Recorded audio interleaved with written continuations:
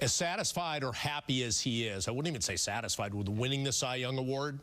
You just figure he enjoyed the moment, and he's already thinking ahead like, all right, that's great. How can I be even better? Yeah, I think what makes him special, and I'm not saying this in a pejorative way, he's an animal. When it comes to baseball, he is so immersed in it, and he wants to be an all-time great. He's on a Hall of Fame arc right now, and I think that he's the type of guy with his mechanics, with his drive, with his unbelievable intelligence, even when his stuff will, of course it's going to drop down a little bit, he's smart enough to still be a big-time winning pitcher. I think he's going to go down as one of the Yankees' greatest pitchers. What I like about Cole, too, and we see it all season long when he's in the clubhouse, is that he'll get into the discussion about pitching. And to your point, Bob, I asked him that very question on the podcast about how does a Cy Young Award winner get better?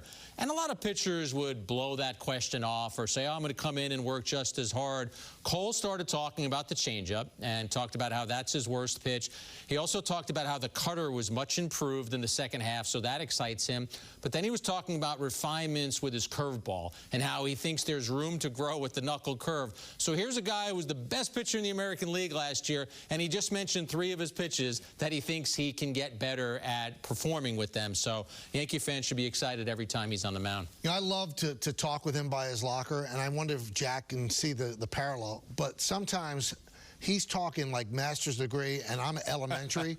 And the only guy I could even compare that to, well, 2 guys, would be Roger Clemens and Wade Boggs. They would talk at a level on their craft. They think like 3-dimensional chess, and I think that's part of the greatness. That's what makes them great. I would toss one of our colleagues in there, David Cone, because David could also dumb it down. Right. But I wrote a book with David, and it was 400 pages. I think we could have written 800 pages, because when he really gets into the art of pitching and where a pitch is being released from and how the grip feels and the ball coming out of your hand, I think David is in that class too.